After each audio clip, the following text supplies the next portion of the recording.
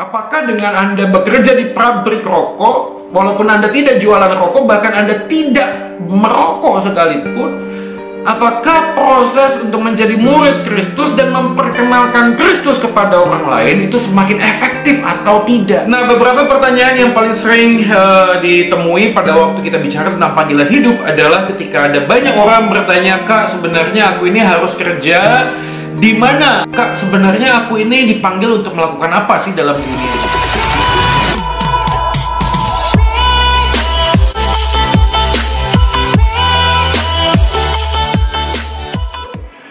Halo semuanya, kembali lagi bersama dengan saya Joy Manik di YouTube channel Beritakan Kebenaran. True faith always seeking understanding. Iman yang sejati selalu akan mencari pengertian. Alright, ini adalah renungan series yang kedua yang kita sedang gumuli, yaitu tentang tujuan hidup. Dan kita percaya di video yang pertama kita udah menggumulkan tentang identitas diri kita sebagai anak muda. Nah, kali ini kita akan coba melihat lebih dalam lagi tentang apa yang menjadi panggilan kita di dalam Tuhan setelah Kristus mati menebus dosa kita dan makin naik ke surga. Dan tentu saja ini bukan hanya sekedar membawa kita masuk ke dalam surga, karena hidup yang kekal itu bukan hanya bercerita tentang apa yang menjadi kepastian setelah kita nanti meninggalkan dunia ini, tetapi juga relasi di dalam Tuhan. Jadi hidup yang kekal adalah hidup bersama dengan Tuhan mulai pada saat kita pertama kali percaya kepada Kristus, dan saat itu kita hidup bersama dengan Tuhan sampai kepada kesudahannya. Nah, beberapa pertanyaan yang paling sering ditemui pada waktu kita bicara tentang panggilan hidup adalah ketika ada banyak orang bertanya, "Kak, sebenarnya aku ini harus kerja di mana?" Atau mungkin ada banyak pertanyaan juga yang berkaitan dengan, "Kak, sebenarnya aku ini dipanggil untuk melakukan apa sih dalam dunia?" Kita akan membahas topik ini, tapi sebelum kita melanjutkan video ini, jangan lupa untuk pencet tombol like, lalu share video ini sebanyak mungkin, lalu kemudian subscribe YouTube channel ini supaya kita bisa mendapatkan banyak video-video pembinaan buat kita semua dan menjadi berkat bagi banyak orang. Kita dipanggil oleh Tuhan dengan dua panggilan. Panggilan yang pertama tentu saja menjadi anak Tuhan. Nah, panggilan yang kedua adalah menjadi rekan sekerja Tuhan. Jadi ada dua panggilan ketika kita percaya kepada Yesus, yaitu yang pertama kita menjadi anak Tuhan. Apa sih maksudnya menjadi anak Tuhan itu? Pasal yang pertama ayat yang ke-12 dikatakan, "Tetapi semua orang yang menerimanya diberinya kuasa supaya menjadi anak-anak Allah, yaitu mereka yang percaya dalam namanya." Jadi kita yang sudah percaya kepada Kristus, kita langsung terhisap dan masuk menjadi anak Tuhan. Berarti status saya tidak lagi hamba dosa, tetapi saya menjadi anaknya. Makanya kita percaya bahwa kita sudah ditebus dari lembah kekelaman dosa dan masuk ke dalam terangnya yang ajaib, dan kita dipanggil menjadi anak Tuhan. Satu yang kelima dikatakan dalam kasih telah menentukan kita dari semula oleh Yesus Kristus untuk menjadi anak-anaknya sesuai dengan kerelaan kehendaknya. Jadi poin yang pertama sebenarnya pada waktu Yesus menebus dosa kita, kita dipanggil oleh Tuhan untuk menjadi anaknya yang mengasihi Bapa di surga. Nah, demikian juga ketika Kristus hidup di dalam dunia ini, dia selalu mencari kehendak Tuhan, dan berkali-kali Yesus berkata bahwa aku datang untuk menggenapi kehendak Bapa di dalam aku. Maka kita percaya sekali bahwa ketika Kristus memanggil kita, kita dipanggil untuk menjadi anaknya dan melaksanakan kehendak Tuhan dengan cara mengasihi Tuhan. Misalnya di dalam Yohanes pasal yang ke-15 ayat yang ke-9 sampai yang ke-10 dikatakan demikian, "Seperti Bapa telah mengasihi aku, demikianlah juga aku telah mengasihi kamu. Tinggallah di dalam kasihku itu. Jikalau kamu menuruti perintahku, kamu akan tinggal di dalam kasihku seperti aku menuruti perintah Bapakku dan tinggal di dalam kasihnya." Dalam Yohanes pasal 15 ini sudah jelas dan clear banget guys, bahwa kita dipanggil oleh Tuhan untuk hidup di dalam kasih. Seperti Bapa telah mengasihi Kristus, demikian juga Kristus telah mengasihi kita sekalian. Maka panggilan kita untuk menjadi anak Tuhan yang pertama adalah kita untuk mengasihi Bapa di dalam Kristus yang sudah mati, memberikan akses dan relasi kita diperdamaikan di dalam Dia. Tetapi tidak hanya mengasihi Tuhan, di dalam Roma pasal 15 ayat ke-7 dikatakan, "Sebab itu terimalah satu akan yang lain sama seperti Kristus telah menerima kita untuk kemuliaan Allah." Kitab Roma ini menjelaskan kepada kita bahwa kita tidak hanya menjadi anak Tuhan yang dipanggil untuk mengasihi Tuhan, tapi kita juga dipanggil untuk menjadi orang yang mengasihi sesama kita. Sama seperti Kristus mengasihi aku, maka aku juga mengasihi sesamaku. Jadi kalau kita belajar tentang bagian ini teman-teman sekalian, kita percaya bahwa hukum yang utama dan terutama adalah kasihlah Tuhan Allahmu dan kasihlah sama manusia. Maka Alkitab mencatat bagaimana mungkin kamu bisa mengasihi Allah yang tidak kelihatan kalau engkau tidak mengasihi mereka yang kelihatan di dalam dunia ini. Maka aku yakin sekali bahwa ketika kita dipanggil oleh Tuhan, dipanggil untuk menjadi anaknya, mengasihi Bapa di surga di dalam Kristus Yesus sudah mati memberi relasi, tetapi juga kita dipanggil untuk mengasihi sesama kita.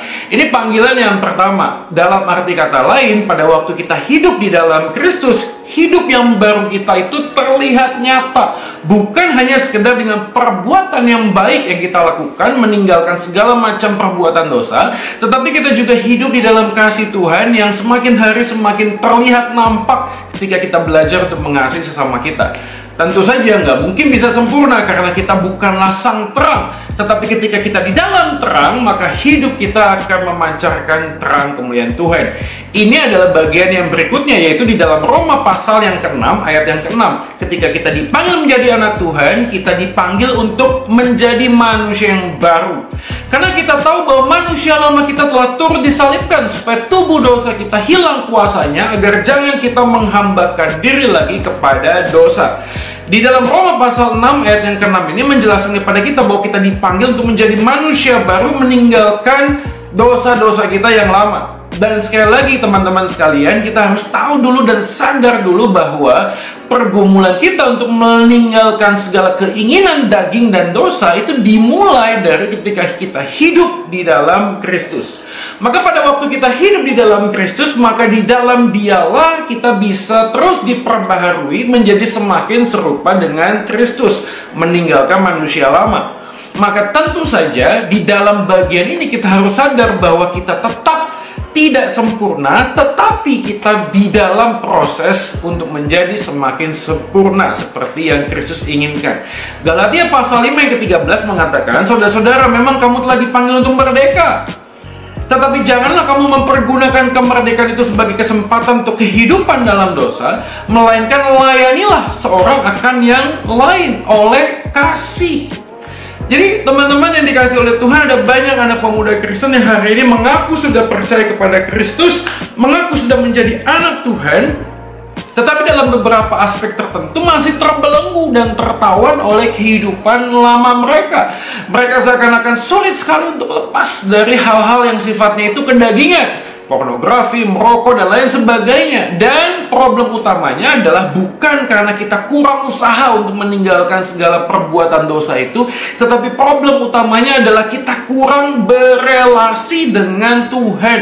Kita kurang sekali mencari wajahnya setiap hari, kita kurang sekali untuk menjalin relasi dengan Dia, sehingga kita tidak lagi punya kemampuan dan kekuatan untuk melawan kuasa dosa. Dan ingat, pokok anggur yang benar itu di dalam Kristus. Dan sebagaimana kita yang hidup sebagai rantingnya, maka di dalam Dialah kita punya kekuatan dan kemampuan untuk melepaskan dari ikatan dosa.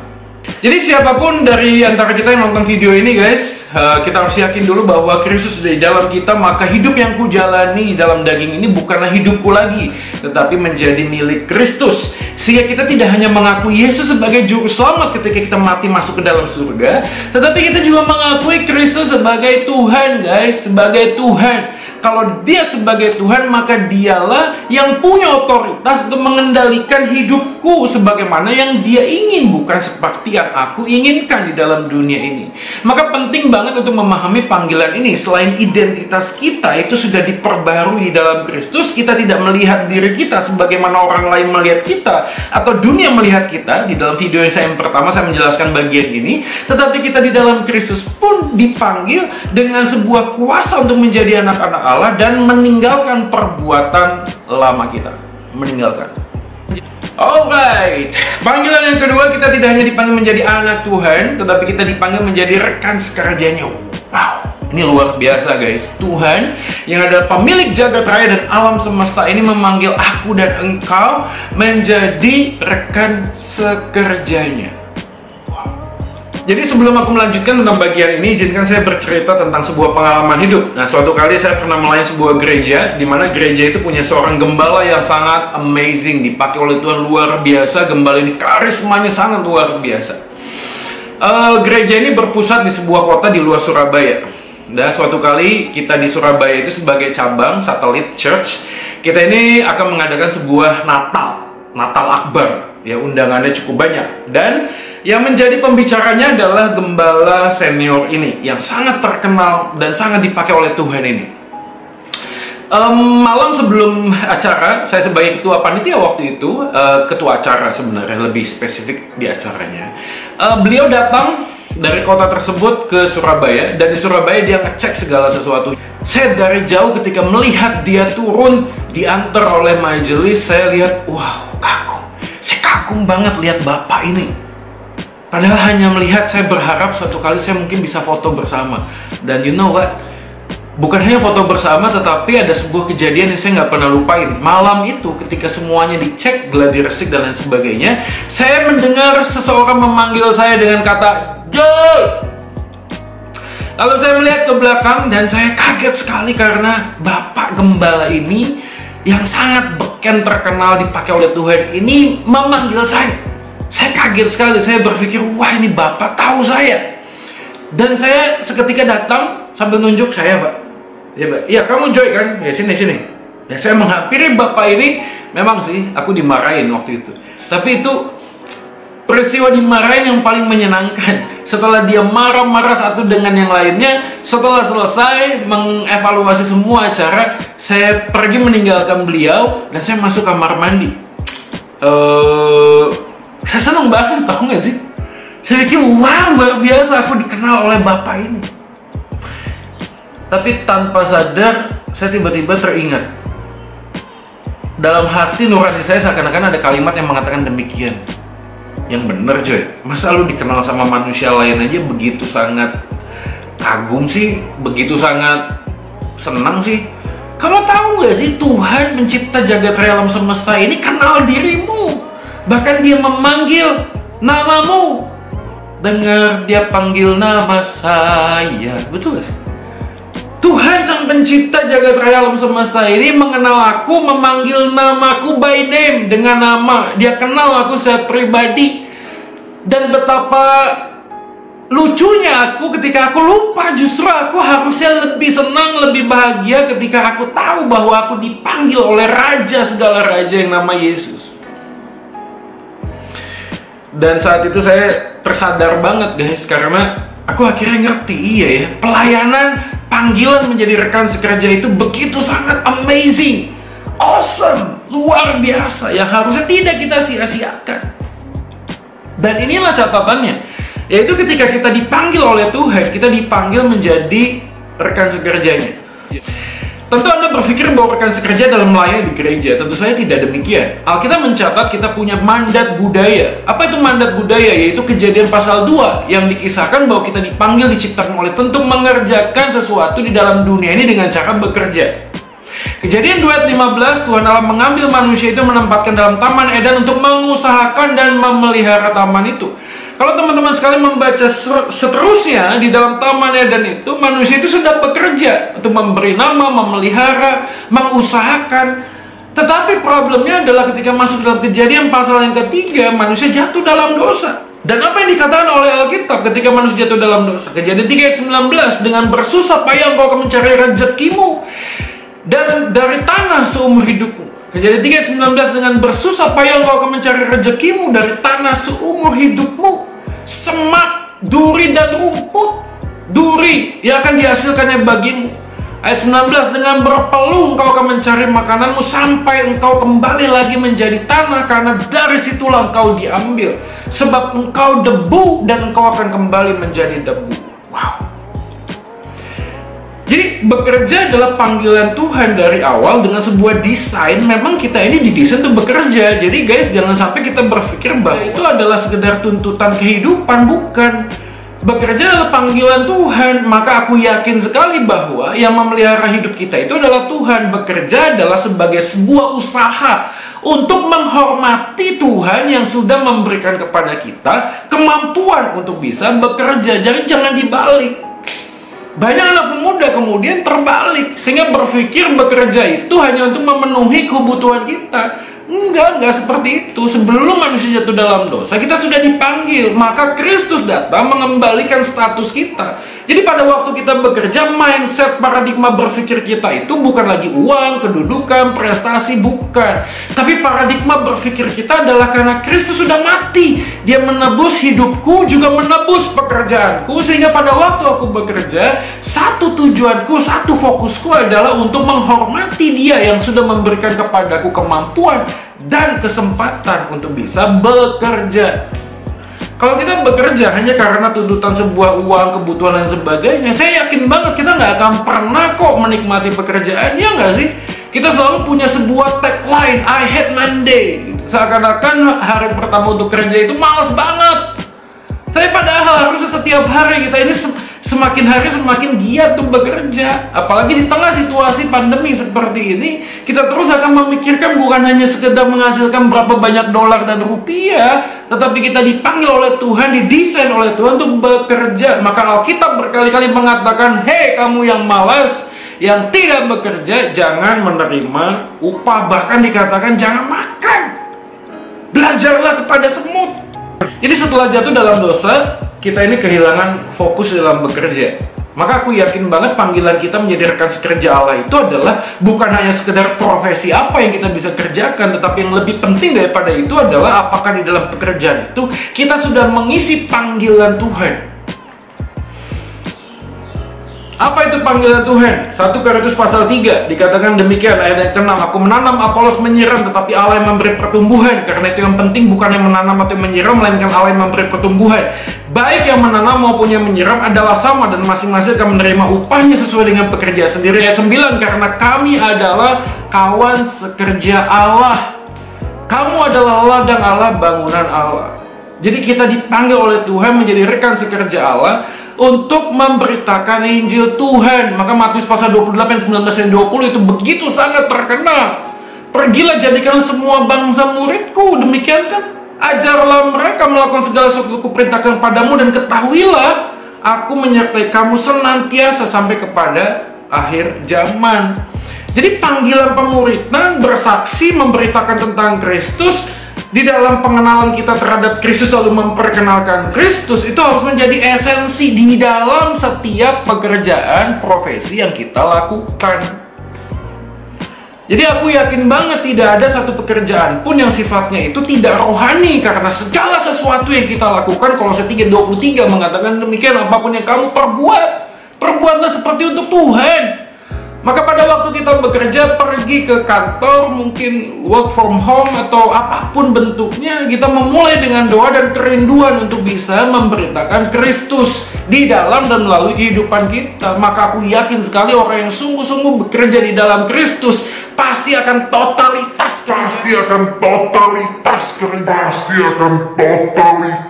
kerjanya, nggak akan malas-malasan, nggak akan terus mikir uang lembur, nggak akan terus mikir apa yang aku bisa dapatkan dari perusahaan ini. Enggak, dia akan terus berusaha memberi yang terbaik bagi Tuhan. Dan di dalam bagian itulah kita belajar menjadi murid Kristus. Dan pada waktu kita belajar menjadi murid Kristus, kita juga dipanggil untuk memuridkan orang lain. Jadi teman-teman, kalau ada yang nanya, apa sih parameter pekerjaan kita ini adalah pekerjaan yang diberkati oleh Tuhan? Salah satunya yang saya bisa kasih sebuah saran adalah apakah melalui pekerjaan itu panggilan untuk menjadi murid dan memuridkan itu bisa berjalan. Jangan sampai pekerjaan yang kita pilih kemudian justru menghambat proses kita untuk mengenal Tuhan dan untuk memperkenalkan Tuhan. Kan begitu.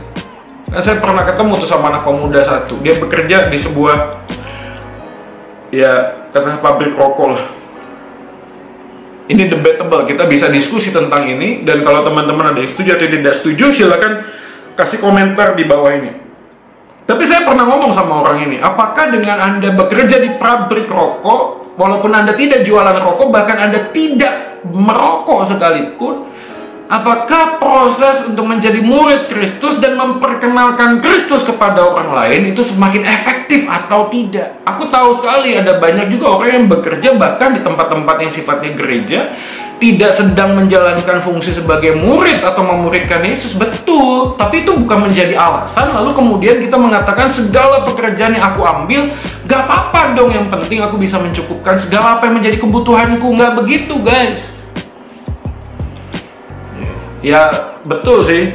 Apakah semua orang yang bekerja di gereja itu pasti menjalankan fungsi? Belum tentu juga sih, betul. Aku setuju banget sih. Tapi itu kan bukan berarti kita lalu kemudian mencari pembenaran untuk bekerja di semua tempat. Memang perdebatan sih. Dan suatu kali ada orang juga nanya sama saya, Kak, gimana kalau saya jadi DJ? Oke, DJ kan kerjanya malam ya, subuh. Hampir tidak ada tempat yang memberikan DJ untuk main, disc jockey itu ya, main tanpa glamor, bukan glamor sih, mungkin lampu, kerlap-kelip, bling-bling, rokok, wine, alkohol. Sekali lagi kita juga bisa berdebat tentang alkohol, wine dan lain sebagainya, tetapi ini bukan hanya sekedar minuman keras ya, tetapi lingkungannya. Kenapa orang kok begitu melakukan banyak hal di tengah-tengah malam misalnya? Oh Kak, apakah profesi yang bekerja malam itu tidak berkenan? Enggak juga sih. Ya ada Pak Satpam kok, security kan kerjanya malam juga gitu. Tapi apa yang sebenarnya? Itu tadi motif dan dorongan. Mengapa orang itu datang malam hari? Mengapa harus dengan musik yang begitu keras? Guys, aku pernah kesana juga, jadi enak banget aku ngomongnya. Gini loh, kalau dalam kondisi normal kita masuk ke dalam sebuah tempat yang suaranya keras, telinga kita tuh pasti nggak nyaman sih. Jadi kenapa kita bisa menikmati tempat yang begitu sangat, maaf ya, mungkin aku juga nggak tahu sekarang, tapi dulu itu udah pasti full AC tapi boleh ngerokok, smoking area sih. Mungkin beberapa ada yang enggak ya, ada tempat misalnya tetap untuk private room untuk bisa ngerokok dan sebagainya, tapi hampir nyaris semua diskotik itu bisa merokok, bisa minum minuman keras gitu loh. Lalu kenapa kok orang bisa begitu tahan dengan suara yang begitu keras? Karena mereka memang menikmati, mereka mencari sesuatu yang bisa membuat diri mereka refresh.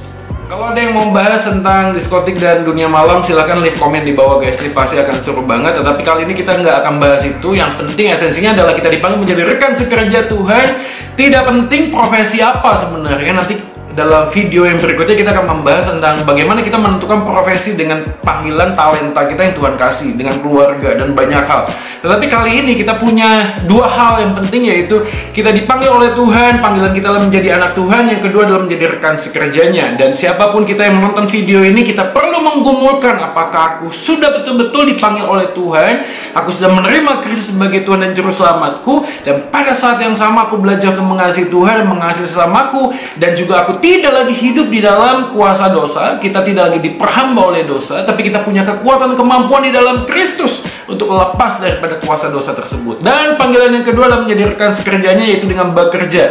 Dan kita yakin bahwa fokus bekerja bukan sekedar materi, kedudukan, prestasi, achievement yang kita bisa dapatkan melalui pekerjaan tersebut, tapi lebih daripada itu, ini adalah sebuah kesempatan kita bisa menghormati Tuhan yang sudah mempercayakan kita talenta, kemampuan, pikiran, otak, dan segala sumber daya yang Tuhan berikan kepada kita untuk kita bisa aktualisasikan semuanya itu demi hormat dan kemuliaan nama Tuhan. Dan aku yakin tidak ada satu pekerjaan pun yang tidak rohani. Semua pekerjaan sifatnya rohani kalau kita sungguh-sungguh tahu esensi dalam pekerjaan, yaitu menjadi murid Kristus dan memuridkan orang lain di dalam Kristus. Oke, jangan lupa untuk pencet tombol like, share video ini sebanyak mungkin, lalu jangan lupa untuk subscribe supaya bisa mendukung video-video yang ada di YouTube channel ini, dan kemudian kita bisa menjadi berkat buat banyak orang. Tetap sehat, tetap semangat guys di dalam situasi ini, dan segala kemuliaan hanya bagi Tuhan. Kita ketemu di video berikutnya. Soli Deo Gloria, Tuhan Yesus memberkati kita semua. Goodbye.